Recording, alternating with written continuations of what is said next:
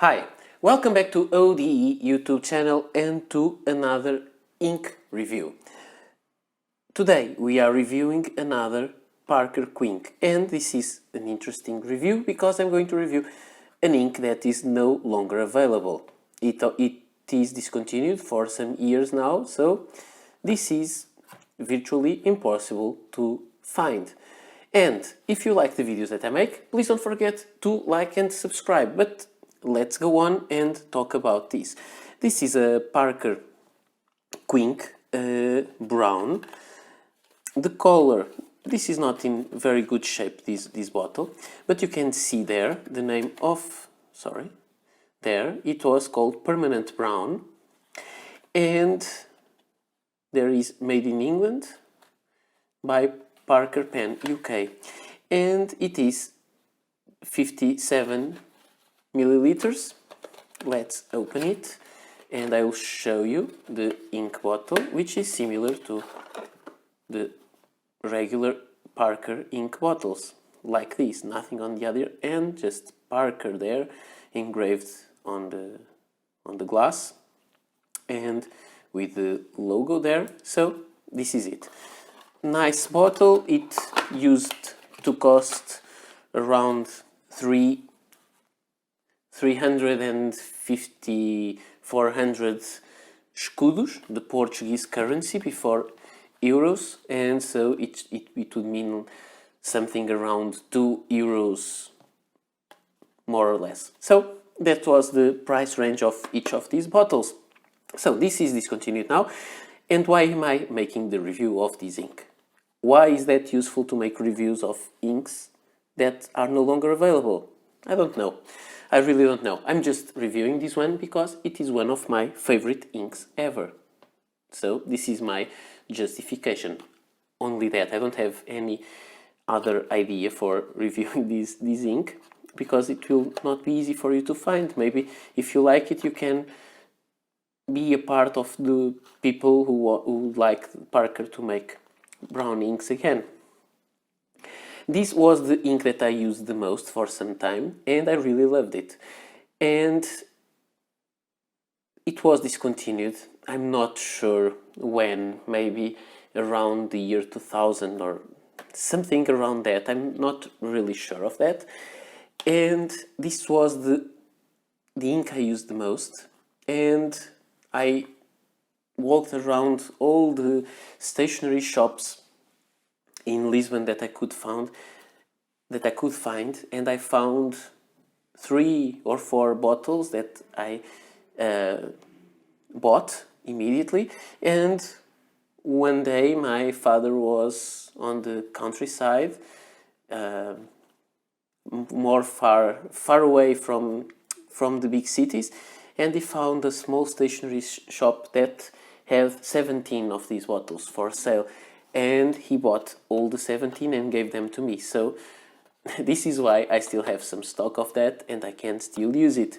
However, today I can find easily more inks around, more brown inks around that were not available back then because there was no internet that allowed me to buy by distance the same way that we do today. So this was just to show you the ink bottle and why I love this kind of ink.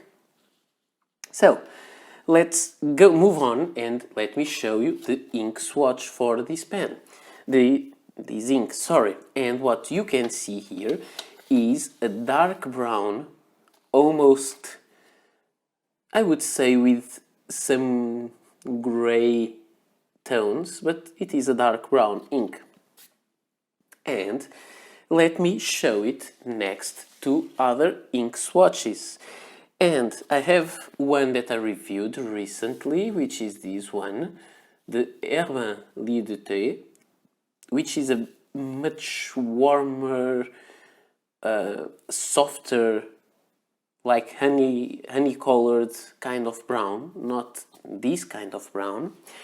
And more similar to this one is one ink that I don't really like, which is the limited edition Mont Blanc Swan Illusion Plume, and I would say this is more similar because of a little detail. It also has some grey tones, but it is much lighter, and when you see the color variation, you can see where there is less ink, there is almost no ink, no color there, and the darker shade is not as dark as this one. I like this one because it's more, all of it is more on the dark side. And this is not a reference to Star Wars, but more on the dark side. And this one is more similar, I would say, in terms of color, not in terms of shading, because this has not the same kind of gray shadings. And this is the Pelikan Edelstein Smoky Quartz. So these are some of my brown inks, but today I'm talking about this one.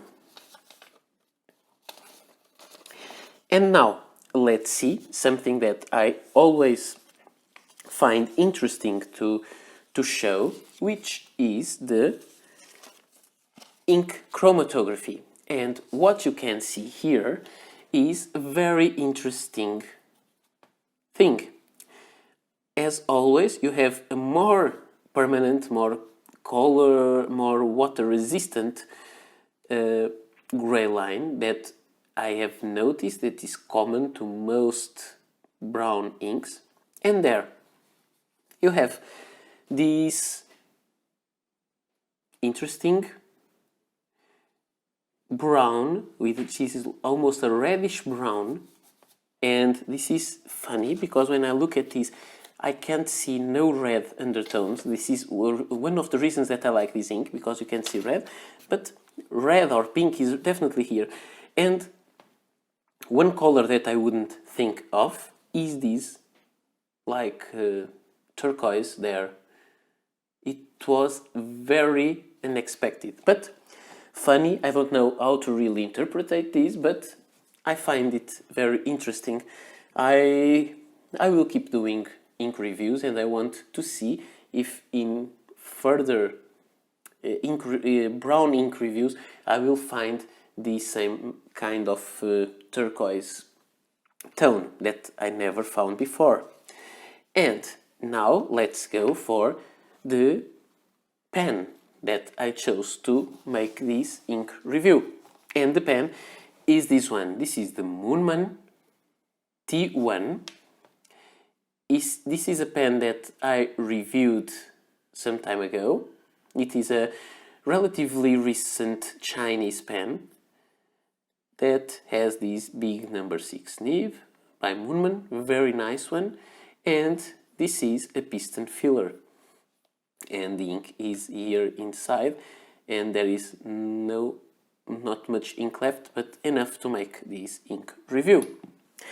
And let's see how it performed on paper. And we'll start with the Moleskine paper, then the Oxford optic paper, and finally the Navigator 80 grams per square meter copy paper. So 3 different papers with very different behaviors with this ink. Sorry, the word was missing in my head.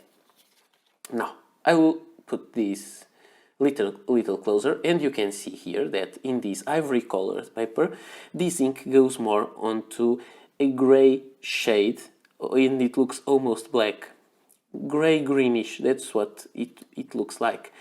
In this paper, unfortunately, this ink feathers a little bit, and this is something that I don't like about this ink in many of the papers I use it. It tends to feather a lot. And on the other side of the paper you can see a lot of bleed through. So this is a very good ink. I like the color, but it depends on the paper a lot.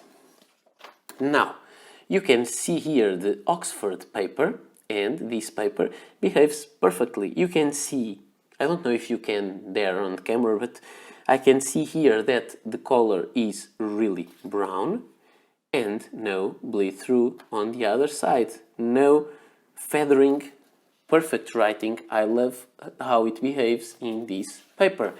And finally we go to the Navigator copy paper, And there you can see that the behavior is also very good. The color is correct, it looks brown, but it has some bleed through and some ghosting. You can see the other side of the writing, which is not nice, but there is no feathering, which is good. But the ink spreads a little more on the paper, and you can see that the line width is larger on this paper than on that one. This one is more absorbent and the ink will spread into the paper. And finally, we will go for the Rhodia paper. The Rhodia paper is the one that I used on the swatch. So this is the same paper. And in this paper you can see, I hope, that the ink is, and I will make a close-up of this. In this paper you will see that the color, I think, is correct. It looks a little bit darker than it looks on Oxford paper. It behaves well. I may see a little more feathering, but I'm not sure if it's really there. On the other side, you can see some ghosting. You can see the see-through of the ink, but not a bleed through. It does not bleed into the paper fibers and shows itself on the other side. So here about the drying time, you can see it is relatively quick to dry. I would say at 25 seconds it is okay, but in the places where the ink pulled a little bit more, it smeared until 35 seconds. But around 20-25 it is okay to write and even to close the book with the writing, not to smear the ink with your fingers. And here on this water resistant test, where I dropped a few drops of water on top of the ink, you can see there the lines are still visible with that gray shading, you can see there, but they are not readable. I would not say this is a good performance as a water resistant ink. This is not. If it was, it would be more readable than it is. So it will be almost impossible to read after wet, and so it is a nice ink if you like the color, not a nice ink to have for really important documents that you want to keep forever. Let's call it that way. And now let's just see the ink freshly on paper. And this is, let's write the usual thing, the quick